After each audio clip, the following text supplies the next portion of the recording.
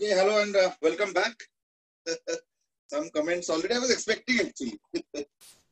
थोड़ा सा मुझे लग ही रहा था, ग्रुप में ही मैंने देखा था, तभी मैंने एक्सपेक्ट किया था. चलो, anyway, good morning messages from starting from Manan, Karthik, Aryan, Shivam, Jay Goel, Manan Dangwal, Jay Goel. लेकिन अच्छे कुछ क्वेश्चन भी है. खुशी, Manan, Ekta.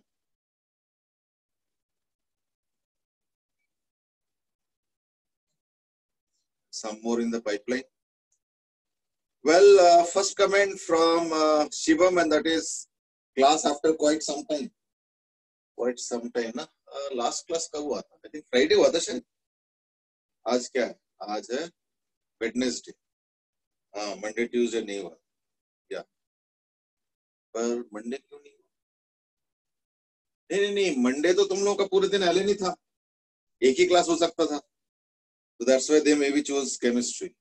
कल का अच्छा हाँ कल तो एक्चुअली कल हाफ ईयरली फिजिक्स था और 11th का और फर्स्ट टाइम हाफ ईयरली हो रहा है तो लाइक लॉन्ग पेपर तो आई वाज गिवन स्पेयर कि किसी को भी डाउट आता है कुछ भी होता है तो I was supposed to handle that so therefore I was relieved yesterday. Multifarious reasons. I mean, Karthik said कि why there was no class. बता दिया आप तो. वैसे मैं क्वेश्चन एक्सपेक्ट कर ही रहा था. जय गोयल has asked कि ये सम डाउट भेजा है. ठीक है मैं देख लूंगा. कल तो मैंने देखा कि सत्यम ने भी भेजा है काफी रात को 12:30 बजे. चलो खैर मैं उस समय कहा था 12:30 बजे. हाँ मैं एयरपोर्ट में था उस टाइम. तो जब मैं देखा तो मैं देखा एयरपोर्ट में अरे तो सत्यम पढ़ाई कर रहा है. चलो गुड. ओके अक्षय से आज मैथ्स की भी होगी. आई डोंट नो बट मैंने सुना है कि कुछ डबल क्लासेस लगेंगे केमिस्ट्री और मैथ्स के कम बट केमिस्ट्री के ज्यादा लगेंगे. I mean like next 10-12 days. अब देखते हैं जब लगेंगे है ना. मनन ने आज की स्कूल में नहीं हो रही क्लासेस. नहीं अभी तो फिलहाल प्लान ड्रॉप है till I think the half yearly. ठीक है ना क्योंकि हाफ ईयरली में दिक्कत क्या है ना कि ब्रेक होने में तो दिक्कत है. They should not be any break. अब सब लोग अपने अपने घर में तो सेटल कर लिए. किसी के वाईफाई का स्पीड बढ़ा दिया लिमिट बढ़ा दिया सब कुछ. अब स्कूल में 1-2 दिन जो आई थिंक 3 या 4 दिन ट्राई किया गया with different sets of people. तो सब दिन सारे दिन जो है ऑल डेज आई मीन कुछ ना कुछ प्रॉब्लम्स आया. कभी वाईफाई रुक जाता है तो कभी पीछे से इंटरनेट बंद हो जाता है थोड़ी देर के लिए. अब अगर 10 मिनट के लिए भी इंटरनेट बंद हो जाए मान लो होस्ट के तो you can better understand and imagine. अच्छा ऐसे भी नहीं है कि जूम बंद हो जाता है. जूम तो रहता है बस किसी और को होस्ट बना देता है. So now it's only students and one of them is the host. So rest you can imagine. ठीक है ना. यही सब कारणों से जो है थोड़ा सा वो किया गया है ना. और एक कमेंट था वो है अच्छा मैंने फिजिक्स क्लास की बात कर. चलो anyway let me quickly take you through that particular part which is more important and that is that modulation. इस चैप्टर में अगर देखा जाए तो एक ही टॉपिक. बाकी तो ऐसे ही सन्ड्री टॉपिक्स चलते रहेंगे वो सब हम देखेंगे. बट एक्चुअली देखा जाए तो एक ही टॉपिक है वो है मॉड्यूलेशन. पिछले बार हमने डिस्कस तो किया खैर मॉड्यूलेशन का नीड क्या है. बट मैं जस्ट क्विकली एक जिस्ट में फिर से बताना चाहूंगा and that is the length of antenna required to catch a electromagnetic signal completely है ना. To catch the pattern of the electromagnetic wave completely. Okay, minimum length of antenna, minimum length required is equal to lambda.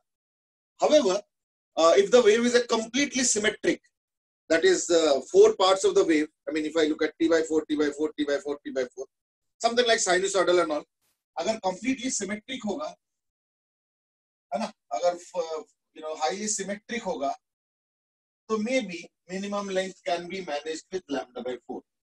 क्योंकि antenna क्या करता है ना. Antenna wave के pattern को पकड़ता है और उसी पैटर्न के हिसाब से वो इलेक्ट्रॉन्स को ऑसिलेट कराता है. That is some kind of oscillating current within the antenna and that is also obviously carried throughout the wires and all and goes right up to the receiver where the antenna signal is received and that signal is received and then sent to where guess the base part of the common emitter amplifier. जो उसके base में मैंने बोला था ना signal डालना है, तो वो इसी का सिग्नल जाएगा. तो therefore एग्जाम में आएगा तो लैम्डा बाय 4 लिखना है. लेकिन रियल लाइफ में देखा जाए, क्योंकि हम लोग का जो सिग्नल्स होता है, they are never perfectly sinusoidal, they are like mixed kind of signals. इस तरीके से सिग्नल होता है ना, whatever. Now this signal you cannot receive by lambda by 4. This signal you can completely receive at lambda. ठीक है ना? Divyam has the same comment and that is at last आपके क्लास लगा ही दी. चलो whatever way you interpret away. Manan has asked कि जो Graham bell ने पहला टेलीफोन बनाया था उसमें कौन सा ट्रांसड्यूसर यूज किया था? Well, that's an interesting question. वैसे piezoelectric device discover कब हुआ? Even I don't know. Graham Bell का it's an interesting question. Good. ठीक है ना? इस वक्त तो मेरे पास कोई आंसर नहीं है. देखो it all depends. I mean, अगर मान लो piezoelectric जो फिनोमेना है वो अगर ग्राहम बेल के जो टेलीफोन बेस टेलीफोन जो उस समय डिस्कवर हुआ था उसके अगर पहले हुआ है तो ऑब्वियसली ही also must have used piezoelectric device, because otherwise अगर पीजोइलेक्ट्रिक से अगर हटके कुछ डिवाइस उन्होंने यूज किया था which I think is very unlikely, ठीक है ना? तो then I don't know. But अगर पीजोइलेक्ट्रिक डिवाइस उससे पहले डिस्कवर हो चुका था तो then I am sure it must be this only that we discussed the transducer, electrical transducer that we discussed I think 1 or 2 classes back. ठीक है? But now that you asked a historical question, let me not commit so early. Maybe in the meanwhile if some of you can make the research, that is good. Otherwise मैं करूँगा after the class I will do it. ठीक है ना? But as of now the answer to this question is I am not very sure. ठीक है ना? So let me also investigate. ठीक है? But yes, one liner last, and that is अगर piezoelectric device discover हो चुका था तब तो I am sure it must be piezoelectric device. But अगर इसके अलावा हटके है तो then I don't know. ठीक है? चलो anyway, what I was saying was that अगर इस तरीके का सिग्नल रिसीव करना है तो then the minimum length of the antenna required is lambda. और अगर symmetrical होता तो lambda by 4. तो कई बार देखना एग्जाम में क्वेश्चन आता है कि what is the minimum antenna required, तो हम तो lambda by 4 ही बताएंगे. ठीक है ना? Well, I don't think the question will be what is the minimum lambda for all receiving all types of waves. अगर ऐसे कुछ आता है तब तो चलो खैर lambda ही बोलेंगे. But ऐसे क्वेश्चन आज तक आया नहीं है, तो it's very unlikely. ठीक है ना? चलो anyway, so like what I'm saying is that lambda by 4 का requirement है symmetric waves के लिए, और practically देखा जाए तो lambda हो गया ना. अब मैं एक काम करता हूँ, suppose मैं अपना I'm actually repeating what we have already done just in 5 minutes and then we'll move on to something new. Suppose मैं अपना सिग्नल को, साउंड सिग्नल को, ऑडियो सिग्नल को, वॉइस सिग्नल को डायरेक्टली कन्वर्ट करता हूँ इलेक्ट्रिक सिग्नल, जैसे हमने माइक्रोफोन में डिस्कस किया था पीजोइलेक्ट्रिक डिवाइस, और उस सिग्नल को ही सपोज मैं कन्वर्ट कर देता हूँ इलेक्ट्रोमैग्नेटिक वेव में और ट्रांसमिट कर देता हूँ, तो इन दैट केस क्या होगा, उस इलेक्ट्रोमैग्नेटिक वेव का frequency will be same as that of my audio क्या बोलते हैं vocal cords frequency, which would be somewhere, I'm not very sure about the exact range, but somewhere around 200 300 इसी range. तो 200 hertz ले लेता हूँ. अगर मैं 200 हर्ट्ज लेता हूँ, in that case if I convert it to electromagnetic wave, the speed will be speed of light. So this is the frequency into wavelength will be speed of light, so 3 into 10 to the power 8. तो इसका मतलब क्या हुआ कि lambda जो हो जाएगा उस वेव का वो हो जाएगा 200 से डिवाइड कर देंगे तो 1.5 into 10 to the power 6 meters. 200 है तो 10 to the power 2 कैंसिल हो गया और 3 by 2 1.5. ये मीटर में हो गया और किलोमीटर में हो गया 1500 किलोमीटर. अब अगर मिनिमम साइज ऑफ एंटेना भी मैं कमिट करूं for all types of waves तो इतना बड़ा एंटेना चाहिए, और अगर इस तरीके से वेव चाहिए सिमेट्रिक के लिए तो लैम्डा बाय 4 यानी अराउंड 375 किलोमीटर. तो therefore minimum length, minimum antenna size is equal to then what? Na 375 kilometer. कैसे ना lambda by 4? No, that's useless. That's simply useless. Not possible. है ना? So therefore there has to be some alternative. और alternative क्या है? ना alternative was using carrier wave. ठीक है?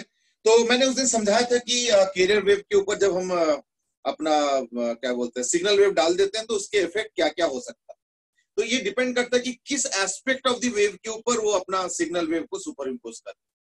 Now this is done by very very advanced electronic devices. अब वो सब तो हम लोग के खास सिलेबस में नहीं है, but those who will do electronics engineering would definitely read about this devices maybe in the 3rd और 4th year, specially 4th year if you are doing specialisation of communication, because they are actually very advanced devices. ठीक है ना? In fact, most of the devices are not even fabricated in India, to be honest. Okay? So like, as I said, which kind of superposition you are doing will decide the name of the type of modulation. So it could be amplitude modulation, okay, which is there in our syllabus. It could be phase modulation. It could be pulse modulation. It could be pulse code modulation. It could be frequency modulation. Okay. Now, ये जो FM radio है, वो actually nothing but frequency. Sir कहाँ waiting room में है? अभी नहीं, कई सारे हैं, मैंने तो ध्यान ही नहीं दी. ठीक है ना? So like frequency modulation, etc. So all these kinds of modulations are there. ठीक है ना?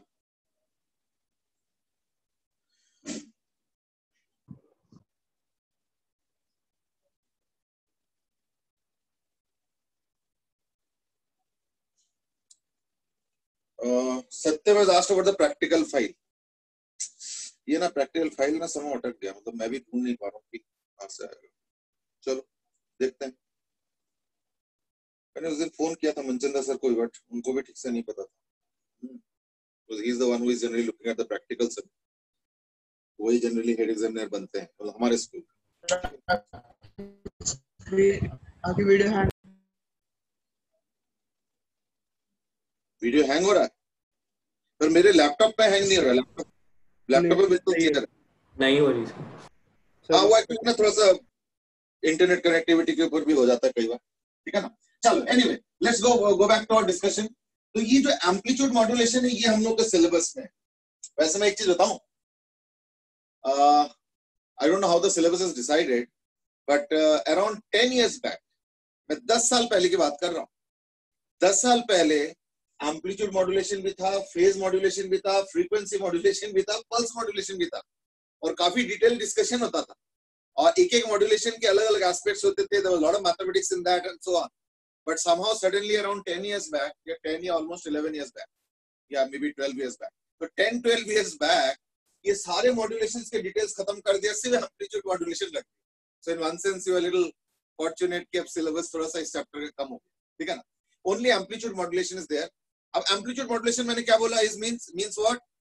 To superpose the signal wave on the amplitude part of the carrier wave. तो carrier wave क्या होता है? The carrier wave is that high frequency wave which is used for transmitting signals from one point to another. That is from the transmitter to the receiver. तो जो actual wave जा रहा है, तो वो है carrier wave. ठीक है?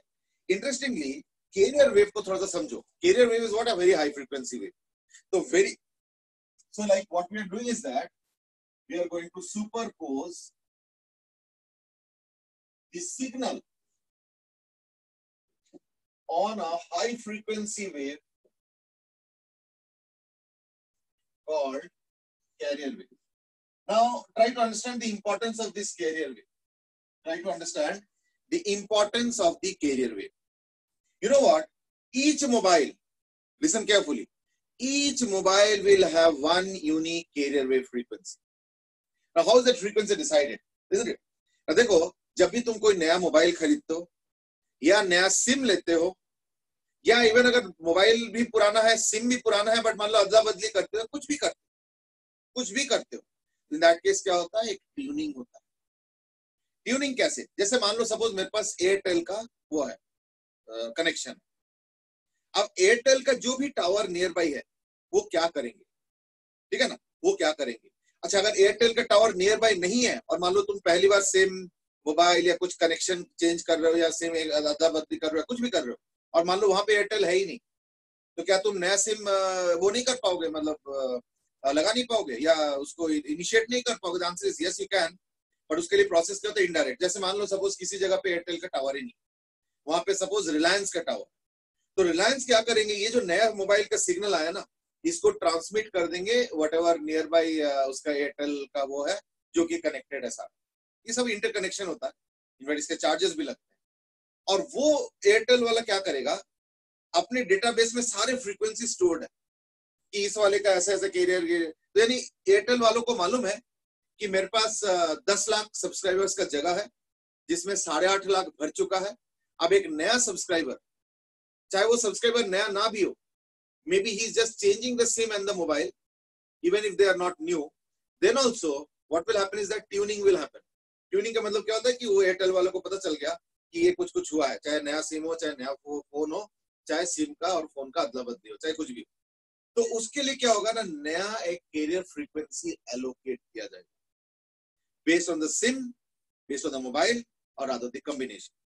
अब वही कैरियर फ्रीक्वेंसी में मोबाइल भी ट्यून हो गया. अब मोबाइल जब भी सिग्नल जनरेट करेंगे ना, तो जो मैं कैरियर वेव कह रहा हूँ उसके ऊपर सिग्नल को सुपरपोज करेंगे एएम वेव, एएम मेथड से, तो उसका कैरियर फ्रीक्वेंसी अब डिसाइड होगा.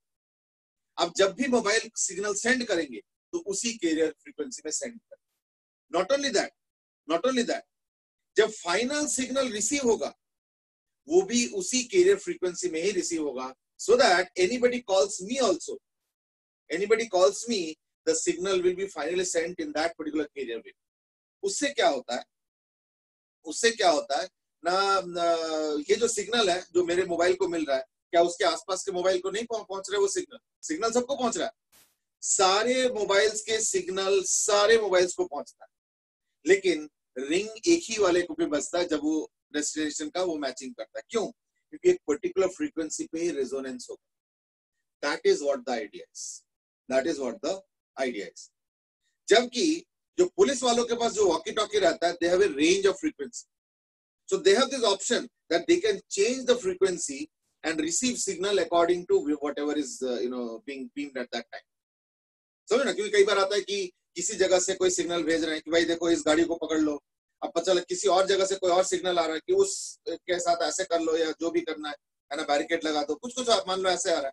तो they have to like swipe through that entire frequency range so that they can get various signals from various locations at various points of time. तो walkie talkie में वो facility दिया गया, but mobile में ये चीज इलीगल है, mobile में हम नहीं कर सकते, और वैसे भी कंपनीज अलाउ नहीं करते. There is only one frequency and that is during the tuning, और उसी फ्रीक्वेंसी से सारा कम्युनिकेशन अब उस मोबाइल के साथ. सो that is what the tuning process involves. ठीक है ना? तो चलो खैर, एनीवे, तो लेट अस से the carrier wave is yc is equal to ac sin omega ct and ym is equal to am. ये सिग्नल है, ये कैरियर. ठीक है ना? तो ये हो गया कैरियर वेव, ये हो गया सिग्नल. सिग्नल वेव तो डिपेंड करता है कि मैं बोल रहा हूं या मैं फोन यूज कर रहा हूं या कोई और फोन यूज कर रहा है या जो भी है, तो उसका वॉइस फ्रीक्वेंसी वगैरह अलग हो सकता है. लेकिन कैरियर वेव क्या हो गया, उस मोबाइल के लिए एक यूनिक वेव होगा. जब भी मोबाइल के साथ कम्युनिकेशन होगा, सिर्फ और सिर्फ उसी कैरियर वेव के साथ होगा. That's what the way of communication in today's world. ठीक है, चलो. Now what happens is that during amplitude modulation, as I said, amplitude modulation के दौरान क्या होता है ना, सिग्नल को एम्पलीट्यूड पे डाला जाता है. मतलब क्या कि फाइनली जो y बनेगा उस पे क्या होगा, एम्पलीट्यूड के ऊपर हम अपना सिग्नल डाल देंगे, यानी हो जाएगा am into sin omega c. Now you might say कि हमने भी सुपरपोजिशन पढ़ा है 11th में, इस तरीके का कोई सुपरपोजिशन तो हमने नहीं पढ़ा. भाई सुपरपोजिशन में क्या होता है ना, a1 square plus a2 square plus 2a1 a2 cos phi, अगर फेज डिफरेंस है तो. यहाँ तो कुछ और ही कहानी हो रहा है. यहाँ तो हमने सिर्फ एम्पलीट्यूड के ऊपर डाल दिया. देखो, नॉर्मली जब दो वेव्स को फ्रीली मिलने दो, that leads to interference and that is what that वो a1 square plus a2 square वगैरह वगैरह. लेकिन यहाँ पे इंटरफेरेंस हो ही नहीं रहा है. यहाँ पे through specialized digital devices, means electronic devices, the signals are mixed and output of my choice is found out. तो अगर मान लो मुझे एम्पलीट्यूड मॉड्यूलेशन चाहिए तो मैं एक पर्टिकुलर डिवाइस यूज करूंगा. मैं उस डिवाइस का नाम बता देता हूँ, that is called as a square law device. उसके बाद थोड़ा डिस्कशन करेंगे हम लोग, मे बी आज ही करेंगे. और ये एक एक मॉड्यूलेशन करने के लिए अलग अलग डिजिटल डिवाइसेस अवेलेबल है. हम लोग के मोबाइल में क्योंकि एम्पलीट्यूड मॉड्यूलेशन होता है, तो देयरफॉर जो डिवाइस इसके अंदर मौजूद है जो कि एम्पलीट्यूड मॉड्यूलेशन करता है, वो है स्क्वायर लॉ डिवाइस. अब स्क्वायर लॉ डिवाइस का जो इलेक्ट्रॉनिक पार्ट है वो तो खैर सिलेबस में नहीं है, लेकिन उसका जो मैथमेटिक्स है, बेसिक मैथमेटिक्स, मतलब वो भी एडवांस वाला नहीं, बेसिक मैथमेटिक्स, वो हम लोग के सिलेबस में. We will discuss that later on. अभी फिलहाल देखते हैं कि इसका कंसीक्वेंस क्या होता है. इसका कंसीक्वेंस ये होता है कि ये हो जाता है AC sin ओमेगा t ठीक है, प्लस अब देखो जरा ध्यान से, half into A M into 2 sine omega M T into sine omega C T. मैंने उसको twice sine A sine B के फॉर्मेट में लाने के लिए किया, थोड़ा सा डेलिबरेटली किया, इज इक्वल टू, अब हम लोग पता क्या करेंगे, एसी कॉमन ले लेंगे, तो ये आ जाएगा sine omega C T plus half A M by A C into, now what is two sine A sine B, cos A minus B minus cos A plus B, ठीक है। Now Rohan has asked a question. I'm just doing that. I mean, Satyam has asked और फिर signal bounce कैसे करता है। See, these are colloquial terms. इनको ज्यादा seriously मत लो। सिग्नल बाउंस का कुछ ऐसे नहीं होता है कि कोई जैसे कोई दीवार है और सिग्नल ऐसे आके चला गया, ऐसे कुछ नहीं। These are different phenomena. I mean, sometimes due to noise, sometimes due to some odd phenomena. I mean, तो देखो ये colloquial words है, इनका कोई टेक्निकल वो नहीं, सिग्नल बाउंसिंग करके कोई technical word. Rohan has asked, due to unique frequency, is the interference of various signals also prevented? Well, I'm not exactly getting what you are saying probably, but maybe if I'm getting the meaning or your thought correctly is that कि क्या हम इसलिए कर रहे हैं so that mix up ना हो जाए। ना देखो mix up वो तो बड़ा डेंजरस है, क्योंकि मान लो अगर मेरे मोबाइल के अंदर कैपेबिलिटी होता कि मैं एक रेंज ऑफ फ्रीक्वेंसी को रिसीव करता, तो इन दैट केस तो मैं किसी पड़ोसी के मोबाइल नंबर को भी एक्सेस कर सकता हूँ जब वो बातें कर रहे हैं। क्यों भाई, फ्रीक्वेंसी अगर मैच कर रहा होगा तो वो तो उस सिग्नल को रेजोनेंस में डाल के एम्पलीफाई करके अपना साउंड सुनाएगा, तुमको कुछ बोलने का जरूरत नहीं, तुम साइलेंटली सुनते रहो। ये जो ईव्स ड्रॉपिंग जिसको हम लोग कहते हैं, जिसको अक्सर देखना पॉलिटिकल में कहते हैं कि हमारा फोन टैप कर लिया, फोन टैपिंग यही होता है। फोन टैपिंग कैसे किया जाता है ना, just like mobile there is another device, difference एक ही है। मोबाइल में एक पर्टिकुलर फ्रीक्वेंसी में ऑपरेशन होता है, दो अलग अलग फ्रीक्वेंसी पे ऑपरेशन एट ए टाइम नहीं हो सकता। और वो जो मोबाइल टैपिंग का जो उनका जो टेक्नोलॉजी है, उसमें क्या होता है तो उसमें एक रेंज ऑफ फ्रीक्वेंसीज को, और वो भी तुम सेट कर सकते हो उस रेंज, तो उस पे तुम जो है वो कर सकते हो, सिग्नल्स रिसीव कर सकते हो। तो देखो अगर तुमको पता चल जाए कि ये आतंकवादी है या ये जो भी है व्हाटएवर, कुछ कुछ ऐसे अगर है, तो इन दैट केस तुम उसके सिग्नल को पकड़ लो बस। और जनरली वो सिग्नल तो यूनिक होता है, वो तो देखो हमें पता नहीं है ना तुमको पता है, तुमको अपना मोबाइल का सिग्नल का कैरियर फ्रीक्वेंसी नहीं पता हो। So what these guys do is that legally, कई बार illegally हमें, they approach the telecom company कि भाई मुझे इस मोबाइल को टैप करना है, तो मुझे बताओ इसका कैरियर फ्रीक्वेंसी क्या है, समझे ना। So they have to give it. I mean there are norms and all. ऐसे नहीं कि हर कोई चला जाए तो नहीं होगा, but they will give that. तो वो क्या करेंगे, पुलिस वाले या जो इंटेलिजेंस एजेंसीज होता है, उनके पास वो अलाउड है, वो उस फ्रीक्वेंसी पे अपने डिवाइस को सेट कर देंगे, और जितने भी बातें ये बंदा कर रहा होगा वो उनको भी पता चल रहा होगा। They also have even recording facility also obviously, so that they may not be 24 hour active on that particular phone. फिर तो एक एक बंदे को रखना पड़ेगा। So what they do is that they set different frequency ranges for different people whom they have suspicion है। और फिर बाद में जब रिकॉर्ड हो जाता तो फिर इकट्ठे सुनते हैं, may be 1 person can at least go through the entire recording. Plus क्या ना, देखो 24 घंटे तो बातें नहीं होता है, तो अगर तुम एक एक फोन जो टैप किया जा रहा है उसके लिए एक एक बंदे असाइन कर दो, उसका तो 24 घंटा खराब होगी। और अगर शिफ्ट में करोगे तो 3-3 बंदे चाहिए एक एक को वो करने के लिए, जबकि हमें तो लाखों लोगों के फोन टैपिंग करना पड़ता है आतंकवादियों। तो इसके लिए क्या तरीका होता है, रिकॉर्ड किया जाता है। और रिकॉर्ड में भी ना वो है, उनके पास फैसिलिटी है कि रिकॉर्ड तभी होगा जब कुछ सिग्नल का वो हो रहा है, मतलब जैसे बातें हो रहा है। ये ना हो कि पता चला ब्लैंक फोन पड़ा है वो भी रिकॉर्ड हो रहा है ना, जब तुमको ढूंढना होगा तो मतलब there are lot of things है। But what is there facility, they have the facility to access different frequency ranges, and that is why they can easily tap anybody's phone. But मैं अपने मोबाइल से ये सब नहीं कर सकता हूं, क्योंकि एक मोबाइल का जो अलाउड है वो है ओनली 1 फ्रीक्वेंसी ऑफ ऑपरेशन, और वो फ्रीक्वेंसी ट्यूनिंग के दौरान सेट हो जाता है। But there is a problem in a different region. Let me tell you, sat phones में ये एक प्रॉब्लम है।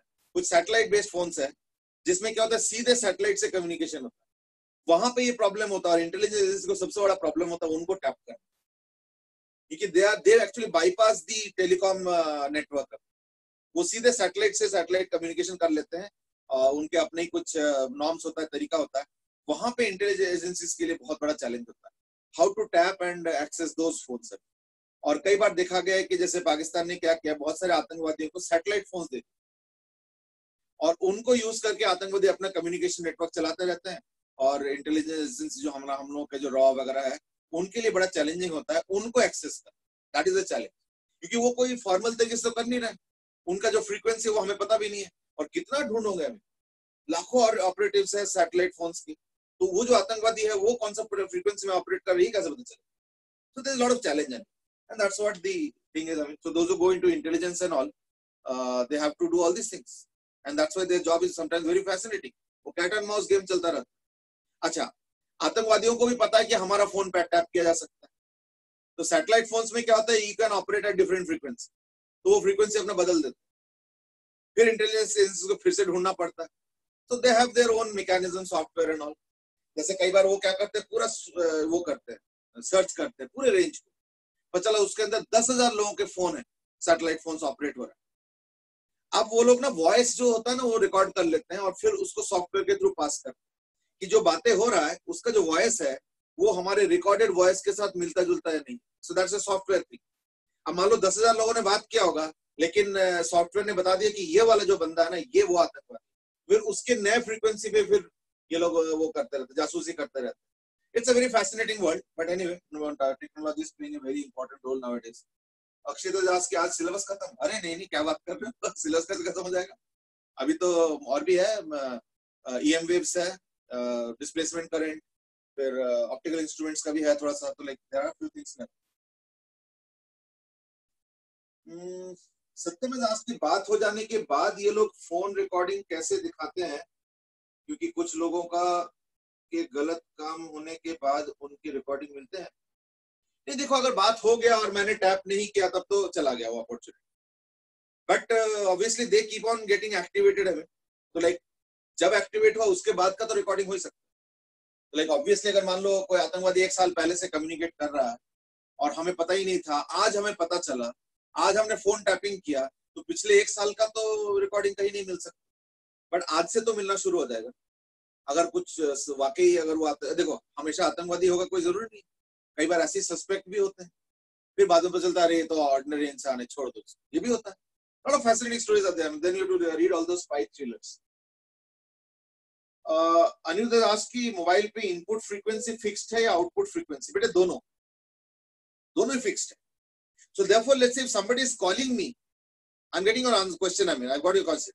If somebody is calling me, ठीक है ना, if somebody is calling me, तो वो जो कॉल फाइनली टावर से आएंगे, ट्रांसमिट होगा इधर उधर, वो भी मेरे मोबाइल के फ्रीक्वेंसी के साथ जो पहले दिन ट्यूनिंग हुआ था, जब ट्यूनिंग हुआ था पहली बार, उस समय के फ्रीक्वेंसी जो भी सेट हुआ था उसके हिसाब से उसको ट्रांसमिट भी करता, समझे ना, so that my frequency mobile gets into resonance at that particular frequency. Now I got your question, so let me elaborate a little bit more. देखो, मुझे कौन कॉल करेंगे ये किसी को नहीं पता, लेकिन किसी ने मेरे मोबाइल नंबर पे डायल किया वो तो पता है। तो what the tower will do is nearby is like this, that it will take any call from any person, but the tower knows कि इसका destination ये वाला बंदा है, उसका ये मोबाइल है और उसके अंदर ट्यूनिंग किया हुआ फ्रीक्वेंसी ये है, which is going to be received by this mobile. So what they will do is that they will take out the signal part of the wave, whichever is coming, समझ रहे ना, and then they will superpose that signal on the amplitude of the carrier frequency of my mobile, and then finally transmit it in the vicinity which my mobile will receive. I hope you have got you are getting my point. ठीक है ना? अगर इसके बाद भी कुछ है तो पूछ सकते हो, but I got your understanding कि why you are asking this. I got it. What you are asking, why you are asking is because जिस बंदे ने मुझे कॉल किया वो भी तो अपने फ्रीक्वेंसी के हिसाब से कॉल करे भाई, उसका तो कैरियर फ्रीक्वेंसी अलग है और मेरा कैरियर फ्रीक्वेंसी अलग है, तो मुझे कॉल कर रहा है उसके कैरियर फ्रीक्वेंसी से मेरे मोबाइल को कैसे पता चलेगा? ना, उसके लिए बीच में एक टावर होता है, जो कि ये सारा काम करता है, और वो टावर मेरे फ्रीक्वेंसी के हिसाब से सिग्नल को पुट करके फाइनली बीम करेंगे जिसको मैं रिसीव करूं। सो that's what the final story is. Aryan has asked कि Anirudh has asked कि no, not just calls, Bluetooth. देखो Bluetooth is totally different. Bluetooth में तो मोबाइल अपना ही वो करता है, क्या बोलते हैं, ट्यूनिंग करता है दो मोबाइल्स के बीच. Bluetooth is something that bypasses the tower. ठीक है ना? तो Bluetooth is totally different. I'm only talking about the communication that happens from one phone to another with the tower coming in between. यानी बातें. Bluetooth is allowed only for data. So therefore, that's a different phenomenon altogether. ठीक है ना? Aryan has asked, is this principle applied to Enigma machine which was used by Nazis in World War II for communication? Oh, another historical thing. अब पहली बात तो enigma machine में exactly क्या काम करता था ये तो मुझे नहीं मालूम. So like I cannot connect this right now. ठीक है? Okay, चलो. Good that people are interested in history, which I always emphasize. You know what happens is that due to these questions, when I also go into research कि चलो देखता हूँ फिर enigma machine में क्या था और उसका टेक्निकल क्या था. So it actually enhances and enriches my own perspective also. So good thing. आज एक मनन ने पूछा है और एक अभी आर्यन ने पूछा है. तो that I have to update myself. I am not sure. मनन बोले मतलब हर फोन नंबर के साथ एक यूनिक फ्रीक्वेंसी फिक्स होती है. हाँ, हर फोन नंबर के साथ एक यूनिक फ्रीक्वेंसी फिक्स होता है जब तक वो सिम और मोबाइल का कॉम्बिनेशन सेम रह जाए. जैसे उसमें से कुछ बदलाव करोगे कि जैसे मान लो तुमने सिम जो है जो होता है ना, पहले लार्ज सिम था और अब तो छोटे सिम भी आ गया, माइक्रो सिम, मिनी सिम, सब तुमने सिम बदल दिया. या तुम्हारा सिम कुछ खराब हो गया, नया सिम लगाया, अब जो है दोबारा ट्यूनिंग. तो any change in the SIM, mobile और द कॉम्बिनेशन, तो फिर दोबारा ट्यूनिंग होगा, दोबारा एक नया frequency, but at a time only one frequency. That's answer.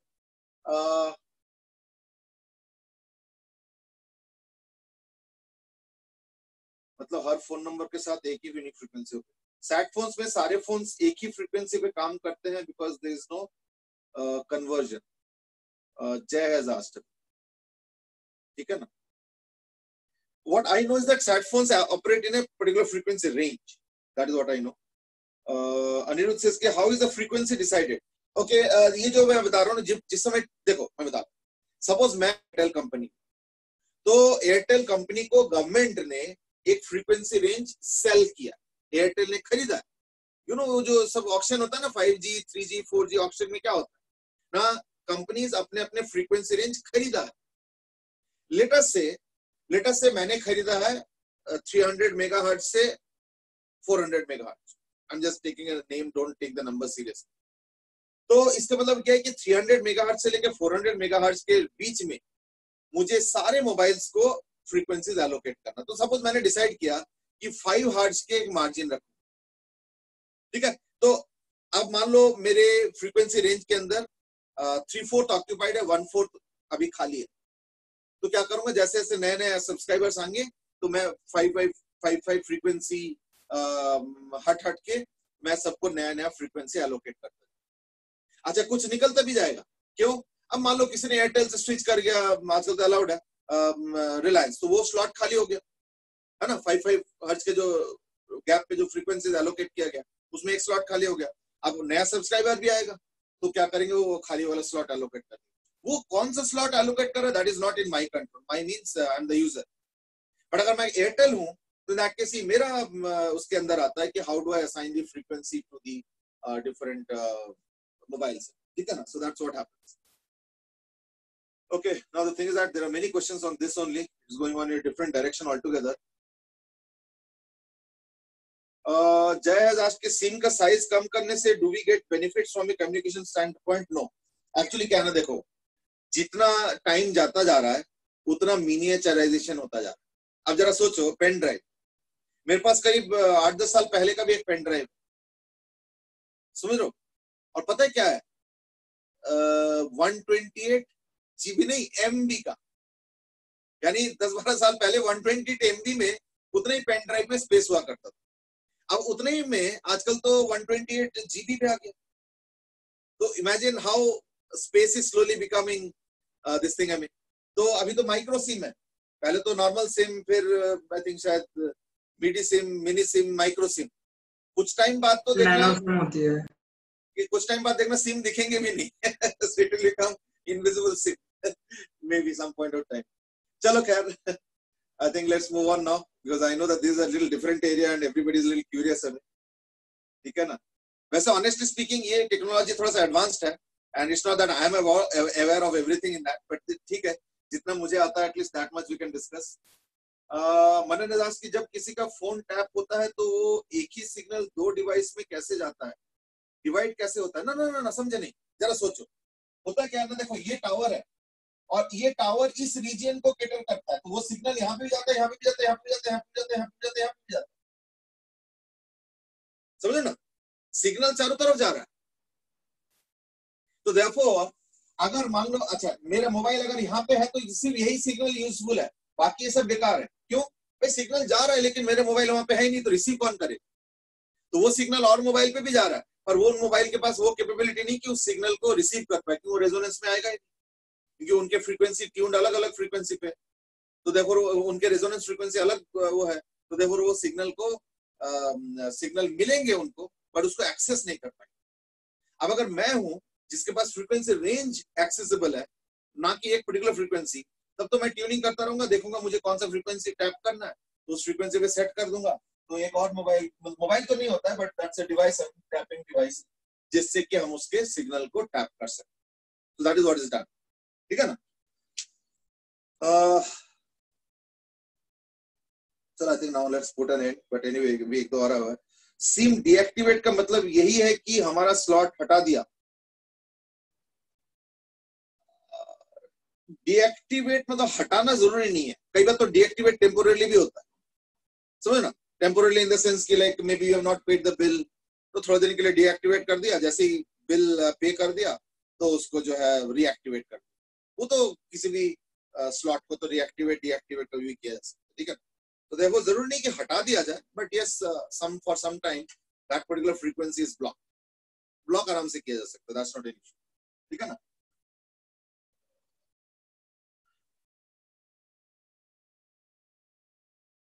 Okay, Akshay दास के टीवी में आ गया है ई सिम. हाँ वो तो खैर अब तो उस स्टोरेज का तो कोई वो है ही नहीं. क्या एक से ज्यादा फ्रीक्वेंसी सेट करते हैं ये लोग एज इंटरनेशनल में आगे कुछ नंबर और स्टेट वाइज भी रोमिंग चाहे मैं? हाँ समझ गया. इंटरनेशनल वाला तो देखो कैसे करते हैं मुझे भी मालूम नहीं, क्योंकि देखो हर कंट्रीज में ना लगभग वही फ्रीक्वेंसी रेंज अवेलेबल है. So they must be having some kind of coding in between, क्योंकि कंट्री कोड अलग हो जाता है ना, तो फ्रीक्वेंसी भले ही सेम हो, सिमिलर हो, पर वो जो कंट्री कोडिंग आ जाता है ना, so that's how that could be uniquely coded. So I hope that is what the way it works. Aniruddha asked, how does calling over Wi-Fi work? Calling over Wi-Fi, देखो Wi-Fi और चाहे कोई सा भी हो, the only difference is in the channel. The difference is in the channel. ठीक है ना? और तो कोई डिफरेंस है नहीं. ठीक है? आई मीन नॉर्मली क्या होता है कि जो मैं सिग्नल भेजता हूँ वो जाता है टावर के पास, फिर टावर का अपना मेथोडोलॉजी है, वो कैसे कैसे आगे पहुंचाता है और फिर फाइनल ट्रांसमिशन होता है. So the only difference that will happen now is that instead of the tower it will probably go into the data cable which is there, like fiber optic cable. That's the difference. Otherwise बाकी methodology तो similar है, बहुत ज्यादा difference नहीं है. So I think now let's move on. What are the range of the tower transmitted signals? How does my phone receive calls even when out of town? Does that mean that somebody calls me, signals are transmitted all of India? Now, Shivam, I got your point. Let me explain. देखो, सबसे पहले क्या होता है? There are time delays. कैसे time delay? ना जैसे मान लो मैंने मोबाइल को ऑन किया, मैं अपने दोस्त को से बात करना चाहता हूँ. अब वो दोस्त वैसे तो है बगल में ही कहीं रहता है, तो टावर में गया, वहीं से ट्रांसमिट किया, तो but the moment the mobile is not active, समझ रहे हो? not active, तब क्या करता है टावर? वो सिग्नल को बाकी ऑल इंडिया में फैला देता है और फिर वहां से भी सर्च होता है. इसलिए ध्यान रखना, जब हम लोगों का मोबाइल स्टैंड बाय मोड में रहता है तो continuous communication with the tower happens. Continuous communication with the tower happens. ठीक है ना? तो एक सिग्नल टावर से मोबाइल जाता है, मोबाइल से टावर आता है, यानी टावर को पता चल गया कि इतने मोबाइल्स अब इस रीजन में एक्टिव है. मान लो उस रीजन में एक्टिव नहीं है, किसी और रीजन में एक्टिव है, तो क्या होगा? मेरे मोबाइल का सिग्नल पहले टावर में जाएगा, टावर के जो एक्टिव वाले फोन के लिस्ट है उसके साथ मैच करेगा, तो देखा कि वो तो है ही नहीं, एक्टिव वाले पे तो नहीं है, तो then it will transmit to other systems. Now other systems could be a repeater, it could also beam it to a satellite, it could also send it to the atmosphere so that it returns back. तो वो अलग अलग methodology है जिसके बारे में हम discuss करेंगे. तो इनिशियली तो the tower tries to locate the actual location based on the database of phones they already have, और इसलिए एक टावर हमेशा अपने फोन के साथ कम्युनिकेशन बना रखता है. इनफैक्ट इसका जरूरत भी पड़ता है, मैं बताता हूँ कैसे. कई बार क्या होता है कि तुम बातें तो नहीं कर रहे हो, लेकिन देखा होगा पुलिस वाला कई बार पकड़ लेता है कि ये बंदा पहले यहाँ गया है, फिर वहां गया है, फिर वहां गया है. क्या करता है पुलिस वाला? पुलिस वाला टेलीकॉम कंपनी से पूछता है कि ये वाला पर्टिकुलर फोन नंबर कौन कौन से टावर के साथ कम्युनिकेशन किया है पूरा दिन और उसका टाइमिंग्स क्या है. तो देयरफॉर अगर मान लो बंदे ने एक भी कॉल नहीं किया पूरे दिन, लेकिन मान लो उसने अपने जेब में फोन रखा, हाथ में फोन रखा और फोन ऑन था, ऑन होना चाहिए, ऑफ होने से नहीं होगा, तो इन दैट केस क्या होगा, टावर को पता चलता जाएगा कि कौन से टावर पे कब कब जो है किस टावर के रेंज के अंदर से वो गुजरा है. तो पुलिस वाले को पता चल जाएगा then this criminal must have travelled like this. अगर फेक कर दिया तो अलग बात हो सकता है, वो तो घर में बैठा है, किसी और को दे दिया तो वो ट्रैवल कर रहा है, जो भी है वो हो सकता है, बट वो पर्टिकुलर फोन यहाँ वहां ट्रैवल किया है ये जो है पुलिस वालों को पता चल जाता है, because every tower is in communication continuously with all the phones that are there in the vicinity. तो वो पूरा डेटाबेस आई थिंक 3 या 6 महीने तक टेलीकॉम कंपनीज को स्टोर रखना, so that पुलिस वाले को जरूरत पड़े ना. But anyway, I think now we have got diverted to many other things except for what is there in the syllabus. The telecom operator said how much delay there should be to get the receiver received from the transmitter. How is this done? नहीं देखो ये सब ना पूरा norm set. मान लो delay suppose 0.1 microsecond का delay है, let's say तुम बोलो 0.1 माइक्रोसेकंड क्यों, 0.2 क्यों नहीं? तो these are industry norms, so that all the operators will work within that norm technologically. Otherwise ना chaos हो जाए. So some basic norms are set for every technology company in the telecom field.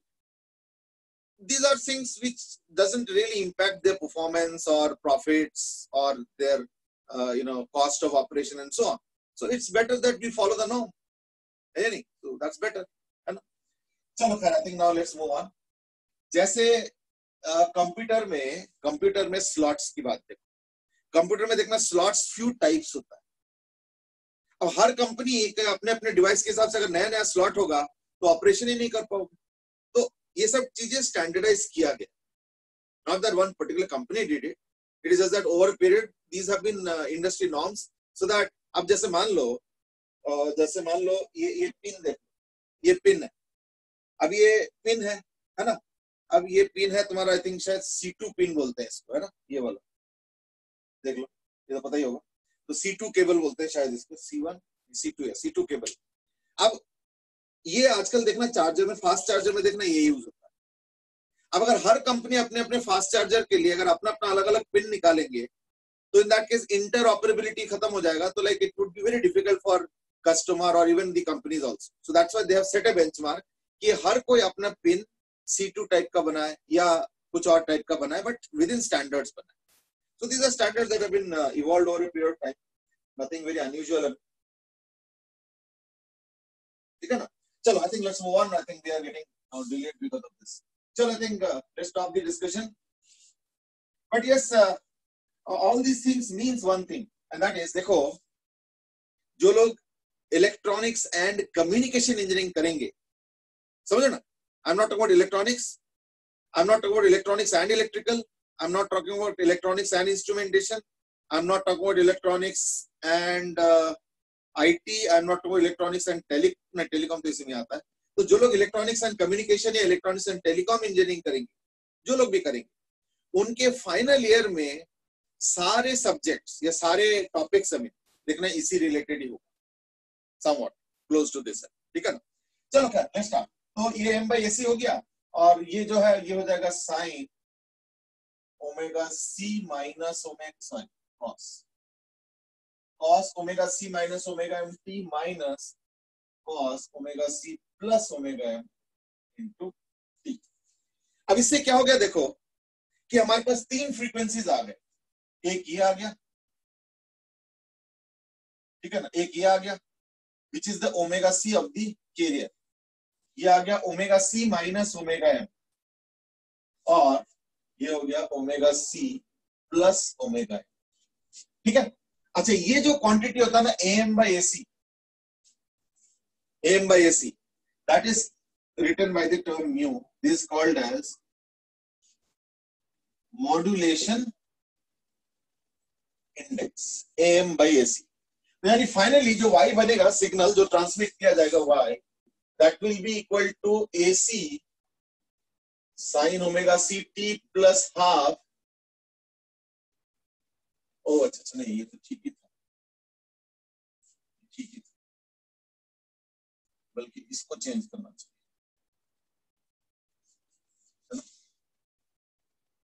ठीक है, AC sine plus half mu AC into cos omega C minus omega M into T plus minus half mu AC into cos omega C plus omega M into T. ये जो तीन frequencies होता है ना, इसको ऐसे प्लॉट किया जाता है, फ्रीक्वेंसी और ये एम्पलीट्यूड। तो कैरियर का एम्पलीट्यूड थोड़ा ज्यादा होता है, तो it would be somewhat like this. ये हो गया ओमेगा सी, चलो ओमेगा के साथ, ये होगा ओमेगा सी, ये हो गया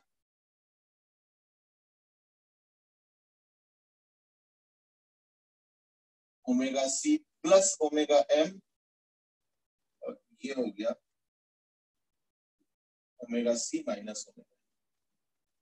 यानी अगर मैं पूछूंगा कि भाई हो क्या रहा है, ट्रांसमिट क्या चीज हो रहा है, ट्रांसमिट हो रहा है एक्चुअली एम्पलीट्यूड मॉड्यूलेशन में तीन वेव्स।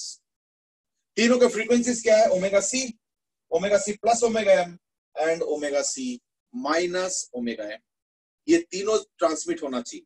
यानी जब तुम अपने मोबाइल से ये तीनों वेव को रिसीव करोगे, ये तीन वेव रिसीव होगा, तो जब ये तीनों को रिसीव करोगे तो यानी तुम्हारे मोबाइल में फ्रीक्वेंसी जो रेजोनेंस होता है ना, वो ऐसे होना चाहिए, तब जाके रिसीव अच्छे से होगा। नहीं तो क्या होगा ना, सिग्नल का कुछ पार्ट मिस या तो हो जाएगा ऐसे। सो दैट क्या है ना कि ये तीनों फ्रीक्वेंसी रिसीव हो जाए, ये हम लोगों का मोबाइल का रेजोनेंस का डिस्ट्रीब्यूशन ऐसे होना चाहिए, सो दैट तीनों फ्रीक्वेंसीज अच्छे से रिसीव हो जाए। और ये जो ओमेगा सी है, that is obviously carrier frequency, तो these are called as side bands। ये जो छोटे-छोटे दिख रहा है ना, ये साइड बैंड्स। यानी omega C plus omega M is called as upper side band, upper side band। और omega C minus omega M is called as LSB, यानी लोअर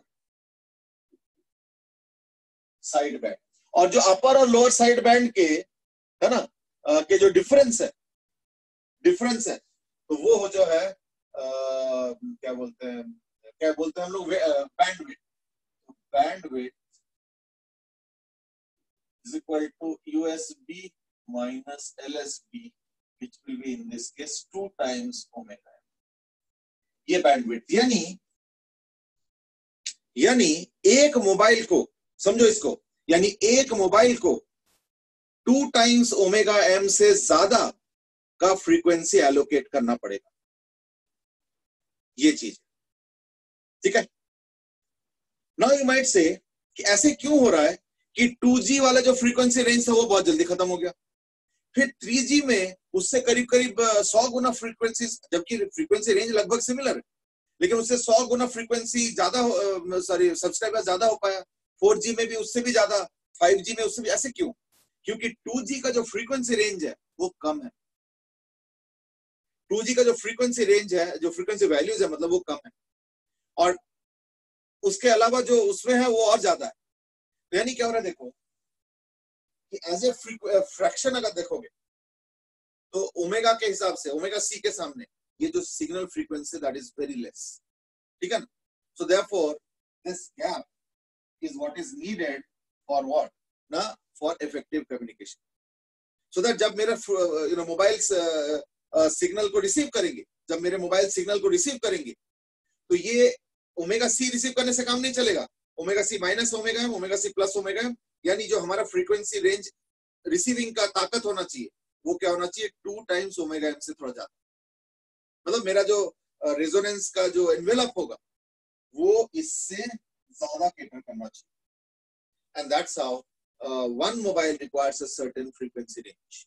ये चक्कर पड़ता है, समझ ना? And that's why there is a limit to the number of subscribers that a company can give at a time, ठीक है ना? इसलिए एक लिमिट होता है। इसलिए देखो हर बार देखना 2G से 3G में जो ट्रांजिशन पीरियड होता है कुछ महीने के लिए, कॉल ड्रॉप्स बहुत होता है। क्यों? देखो 2G से 3G का जरूरत क्यों पड़ा, क्योंकि नंबर ऑफ सब्सक्राइबर्स बढ़ गए। फिर 3G से 4G का जरूरत क्यों पड़ा, अगेन नंबर ऑफ सब्सक्राइबर्स बढ़ गए। जब नंबर ऑफ सब्सक्राइबर्स ज्यादा हो जाता है, फोन कॉल ज्यादा होने लगता है, that is where the call drop starts happening. जैसे अभी 4G चल रहा है, 4G से 5G स्टार्ट होगा कुछ ही साल में, मे बी अगले साल या उसके अगले साल या उसके अगले साल, तो देखना कॉल ड्रॉप ऑलमोस्ट बंद हो जाएंगे। क्यों? क्योंकि 5G में क्या होगा ना, और ज्यादा सब्सक्राइबर्स, वो नया एक रेंज ऑफ फ्रीक्वेंसीज है, तो उसको जब तक भर नहीं जाता है सब्सक्राइबर से तब तक कॉल ड्रॉप होगा ही नहीं। कॉल ड्रॉप कब होता है? जब 100 स्लॉट्स अवेलेबल है और पता चला 112 कॉल्स हो रहा है, तब कॉल ड्रॉप होता है। That is where call drop starts happening. But मान लो एक टावर में 100 सब्सक्राइबर्स अलाउड है और सिर्फ 40 calls at a time attend हो रहा है, तो ठीक है, no call drop. That's what happens. इसलिए देखा होगा एक एड आता था शाहरुख खान का, एंड दैट इज मैं हूं ना करके या कुछ ऐसे ही था, मतलब एयरटेल के साथ एड आता था, शाहरुख खान का एड आता, और उसने बोला था हर कॉल ड्रॉप का फोन चार्ज हम नहीं लेंगे। Right, understand? Very clever ad. उन्होंने ऐड दिया कि अगर कोई पर्टिकुलर फोन आप कर रहे हो, मान लो आप फोन कर रहे हो, चलो ठीक, और बीच में कॉल ड्रॉप हो जाता है, तो उस पर्टिकुलर कॉल का हम चार्ज नहीं, no charge for that particular. जबकि हर फोन हर कॉल तो चार्जेबल है ना, पर मिनट या जो भी है, हम नहीं चार्ज लेंगे। मैं उस जमाने की बात कर रहा हूं। But that was very clever ad. क्यों? क्योंकि उस समय नया नया उन्होंने फ्रीक्वेंसी रेंज दिया था, तो अभी तो कम से कम 6-7 महीने तो कॉल ड्रॉप टेक्निकली भी नहीं हो सकता, उसके लिए अलग से एश्योरेंस देने की क्या जरूरत है। बट वही बात है ना कि ये सब चीजें तो पब्लिक को नहीं पता ना, पब्लिक को लगा कि अरे देखो एयरटेल अकेला ही ऐड दे, और उस समय याद रखना कॉल ड्रॉप किसी का भी नहीं होता था। क्यों भाई? सब लोगों ने नया ट्रांजिशन किया था 2G से 3G, तो कॉल ड्रॉप होगा ही क्यों? है ना? वो तो जब 3G भर जाएगा तब ना कॉल ड्रॉप होगा, जैसा अभी 4G भरा नहीं है। इसलिए देखो आजकल कॉल ड्रॉप कहाँ होता है, देखो एक वेदर के वैसे होता है कई बार कि बीच में बादल आ गया, वो तो एक अलग टाइप का चीज, ठीक है ना, वो तो इतना तो चलो मतलब लाखों में एक बार होता है। बट अगर मान लो स्लॉट्स भर जाए ना, तो call drop becomes very frequent. ये प्रॉब्लम तो तब होगा जब स्लॉट भर जाएगा, तो ऑब्वियसली अब तक कोई चांस ही नहीं है फिलहाल। अच्छा, anyway, so these are the bandwidth, upper sideband, lower sideband. This is what actually comes to my mobile, or for that matter anybody's mobile, ठीक है? अच्छा, अब सवाल ये है कि ये कैसे किया जाता है ना? तो for that there is an interesting device called as square law device. So what is a square law device?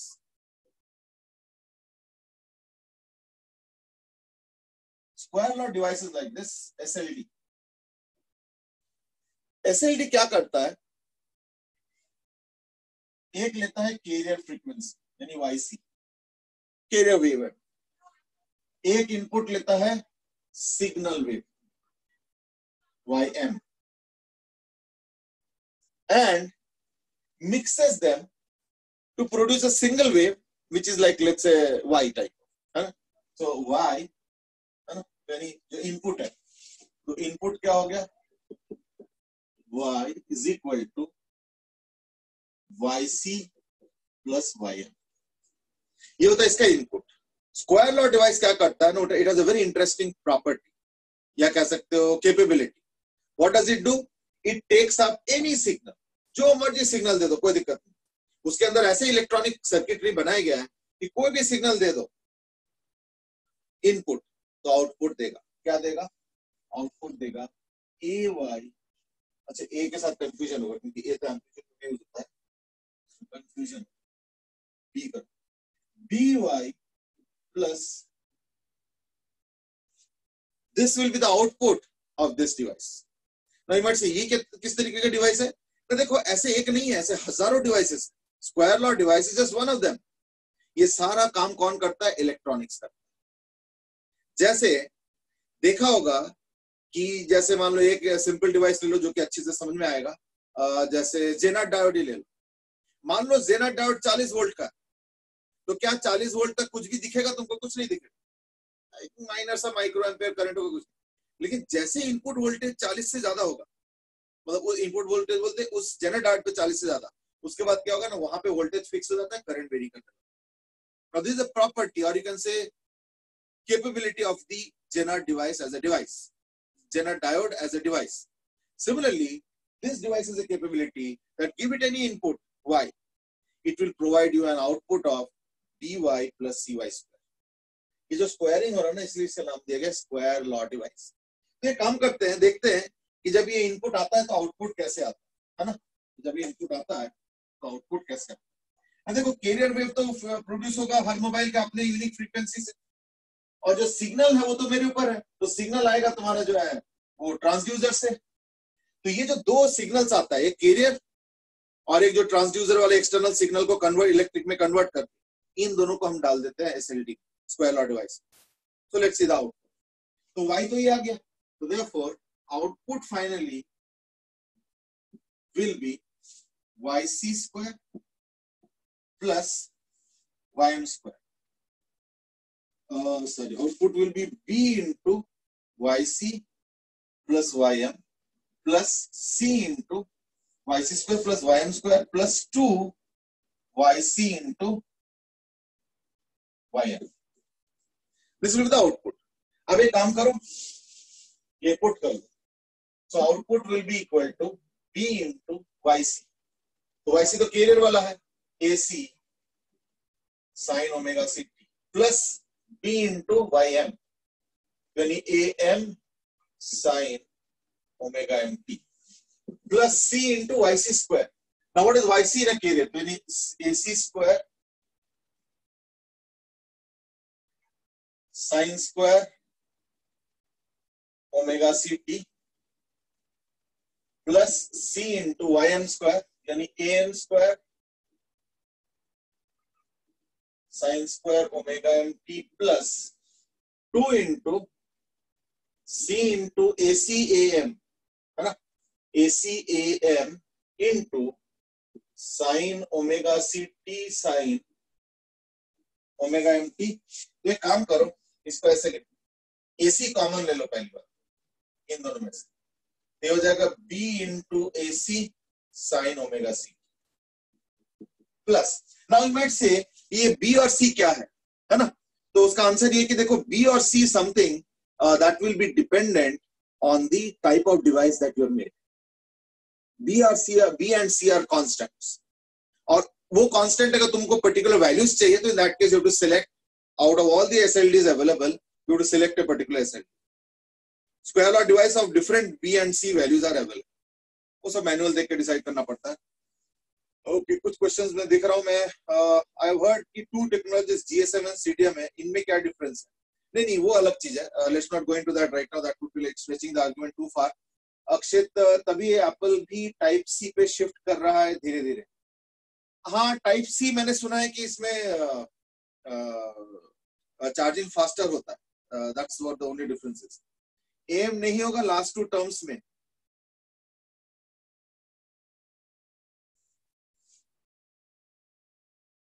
मैंने कुछ छोड़ दिया था क्या लास्ट जब डिराइव किया था? एम छोड़ दिया था मे बी, हो सकता है छूट गया होगा, तो एक बार देख लेना, ठीक है ना। अच्छा, पहले लिखा था, हाँ ठीक है मैं समझ गया, क्वाइट पॉसिबल। अक्षय दास की सर कॉन्फ्रेंस कॉल में क्या होता है? तो देखो कॉन्फ्रेंस कॉल में क्या होगा ना, कॉन्फ्रेंस कॉल में टावर बीच में बैठ जाएगा और वो सारे कम्युनिकेशन को ऑन द स्पॉट एक दूसरे के साथ, मतलब जैसे मान लो एक टावर क्या करता है, एक पर्टिकुलर फ्रीक्वेंसी में एक सिग्नल को भेजता है। अब क्या करेंगे, टावर हर सिग्नल को 3-3, 4-4, 5-5 जितने भी कॉन्फ्रेंस कॉल में है उतने नंबर ऑफ सिग्नल्स बना के फिर भेजेंगे। आप समझ रहे हो ना, यानी what I am trying to say is that कि जैसे मान लो दो मोबाइल बातें करते हैं तो क्या होता है ना, जो डेस्टिनेशन मोबाइल है उसके कैरियर फ्रीक्वेंसी के हिसाब से टावर सिग्नल भेजता है, तो वो डेस्टिनेशन मोबाइल को मिल जाता है। अब क्योंकि 5-6 मोबाइल इकट्ठे एक्शन में है, इन दैट केस क्या होगा, हर सिग्नल को टावर क्या करेंगे, सुपर इम्पोज करेंगे into carrier of 6 mobiles, 5 mobiles, 4 mobiles, 3 mobiles, जो भी जैसे भी हो, और फिर उसको ट्रांसमिट करेंगे so that all the mobiles receive all the signals, और ये एकदम बिल्कुल ऑन द स्पॉट होगा, ठीक है ना। So technology is similar, methodology is slightly different, और कुछ नहीं।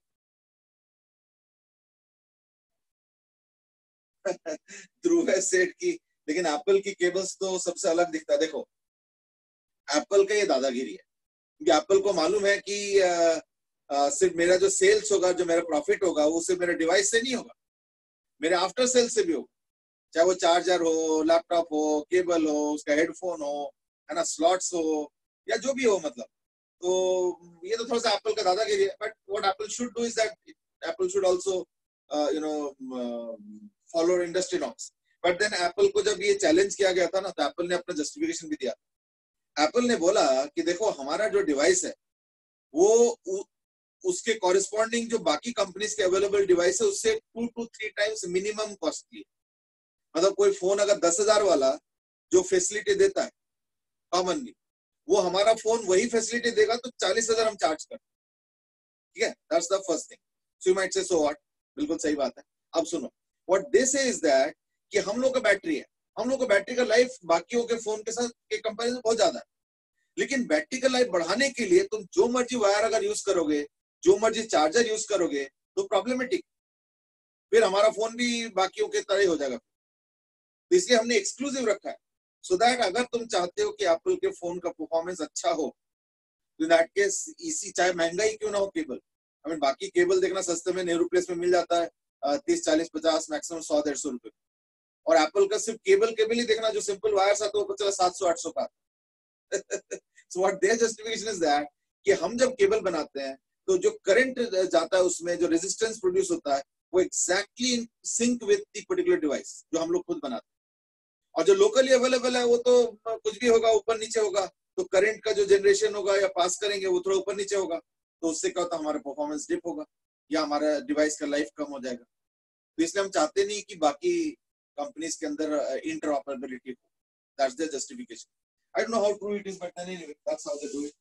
तो अब तो दादागिरी है, कुछ नहीं कर सकते। तो BAM sin omega CT plus 2 sin square कर दो 1 माइनस cos, यानी CAC square by 2।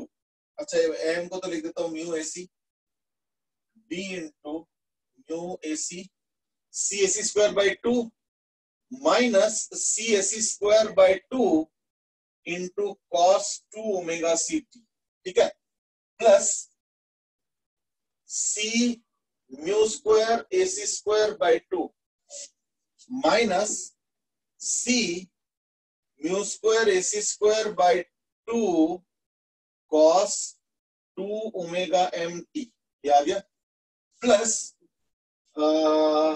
Mu C AC square into cos omega C minus omega M into T minus mu C AC square cos omega C plus omega M into T।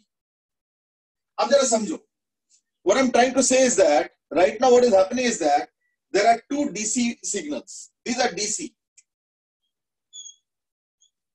Sorry, not this one. This one. These are जो red colour से मैंने घेरा है, ये 2 DC signals है, ये 2 DC signals है ना। तो 2 DC सिग्नल्स हो गए, और जो बाकी सिग्नल्स है उनको अगर मैं प्लॉट करता हूं तो देखो क्या क्या होगा।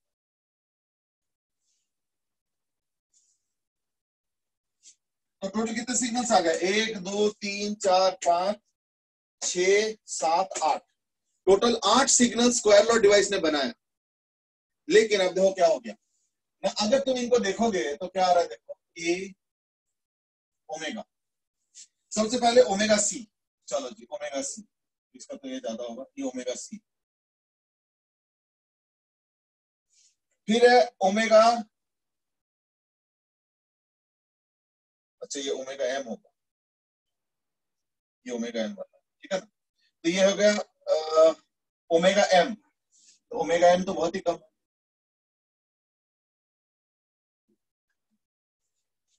फिर ये तो डीसी, डीसी के दोनों को तो ब्लॉक बड़े आराम से कर सकते हो, उसको जस्ट कैपेसिटर के डिवाइस से पास कर लो सर्किट से, तो देखना ये दो डीसी ब्लॉक होगा। तो DC is blocked by capacitor, DC is blocked by capacitor. यानी ये जो 8 आउटपुट आया ना, इस 8 आउटपुट को थोड़ी हम ट्रांसमिट कर देंगे, हम इसको स्पेशलाइज सर्किट से पास करेंगे। जैसे एक कैपेसिटिव सर्किट से पास कर, डीसी ब्लॉक हो जाएगा, तो भी तो 6 सिग्नल रहेगा। अभी बताता हूँ, ये ओमेगा सी ओमेगा एम हो गया, फिर ये ट्वाइस ओमेगा सी, यानी यहाँ पे ये हो गया ट्वाइस ओमेगा सी, ठीक है, ये हो गया ट्वाइस ओमेगा सी। फिर आ जाओ ट्वाइस ओमेगा एम, ये हो गया ट्वाइस ओमेगा एम,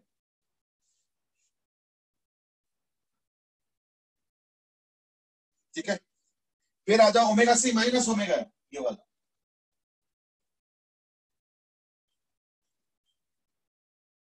और लास्ट में ओमेगा सी प्लस ओमेगा।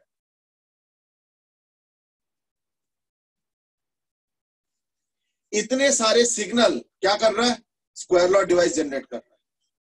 फिर पता क्या होगा ना, हम ऐसे एक सर्किट से पास करेंगे इसको जिसमें रेजोनेंस यहां पे ऐसे,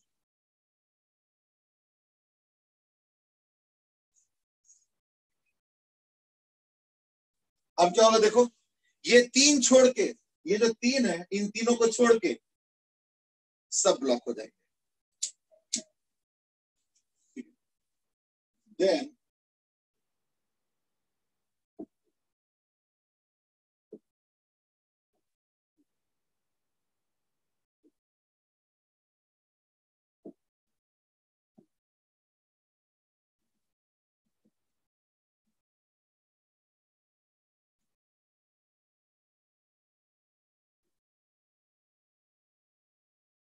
यानी बेसिकली क्या हो रहा है देखो, ये जो 8 सिग्नल स्क्वायर लॉ डिवाइस ने प्रोड्यूस किया, इसको हम लोग क्या करेंगे, कैपेसिटिव सर्किट के थ्रू पास करो, डीसी खत्म हो गया। फिर इसको पास करो through a resonance circuit at omega C, उससे क्या होगा, omega C minus omega M, omega C plus omega, ये तीनों तो पास हो जाएगा, बाकी सब ब्लॉक हो जाएगा। ये भी ब्लॉक हो गया और ये भी ब्लॉक हो गया, यानी अब बचा क्या, सिर्फ 3 सिग्नल। क्या क्या, omega C minus omega M, omega C plus omega, यही तो एम्पलीट्यूड मॉड्यूलेशन है। तो अल्टीमेटली एम्पलीट्यूड मॉड्यूलेशन में क्या हो रहा है, यही सिग्नल को भेजा जा रहा है, omega C plus omega M and omega C minus omega, और इसलिए इसको बोला जा रहा है। अब देखो मेल खा रहा है दोनों के, ये एम्पलीट्यूड मॉड्यूलेशन थोड़ी देर पहले हमने किया था ना, यही 3 फ्रीक्वेंसी थे साइड बैंड्स, तो बस स्क्वायर लॉ डिवाइस ने ऐसे ही बना दिया। अब हम क्या करें, इसको ट्रांसमिट करें, तो finally what will be transmitted is this signal, that is what the final transmission is, ठीक है ना। चलो ठीक है, तो एक ये पार्ट हो गया, जस्ट मे बी इसके ऊपर और 2-3 मिनट बात करना है, we will do that tomorrow. Akshay से अब तो कुछ टाइम बाद चार्जर ही नहीं मिलेंगे बॉक्स के साथ। वेल मुझे नहीं लगता एप्पल ऐसे करेंगे, क्योंकि चार्जर नहीं मिलना मतलब एज ए हिंट कि तुम चार्जर कहीं और से खरीद लो, तो why should that they want it, I mean है या नहीं। जय एप्पल को पता है कि वो कुछ भी करे लोग शो ऑफ के लिए खरीद ही लेंगे, ठीक है, that is one part, but ठीक है, that is looking at it negatively, I mean, but अगर पॉजिटिवली देखे तो मैं अपना एक्सपीरियंस बता रहा हूँ।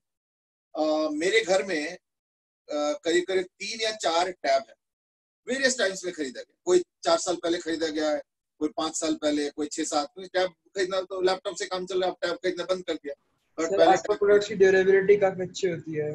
हाँ सुन लो, मेरे पास 6-7 साल पहले का जो आईपैड एयर है, वो आज भी बहुत धड़ल्ले से फंक्शनिंग कर, और मैंने एक सैमसंग का टैब खरीदा था, मैंने उस समय एक लेनोवो या एलजी, पता नहीं किसी का, एलजी का शायद खरीदा, एलजी का खरीदा था, और एक भी कोई खरीदा था, और कुछ तो खरीदे थे एप्पल के बाद, यानी उसके लाइफ टाइम तो उससे भी कम है, और एप्पल वाला अभी भी चल रहा है, और बाकी सब खराब हो गया। अब तो खैर टैब खरीदना ही बंद कर दिया, अब तो लैपटॉप से काम चल जाता है। सिक्योर भी काफी है एप्पल कंपैरेटिवली बाकी कंपनी से। सिक्योरिटी भी है, plus there is quality, price है no doubt, but there is quality. खैर anyway, I think now we are stretching the discussion. तो आज हमने पढ़ा है कि एम्पलीट्यूड मॉड्यूलेशन क्या होता है और कैसे किया जाता है with in A mobile.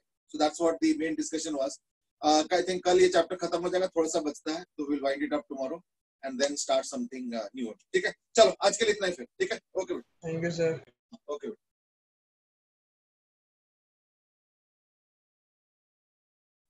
Thank you sir. Okay, thank you and have a good day.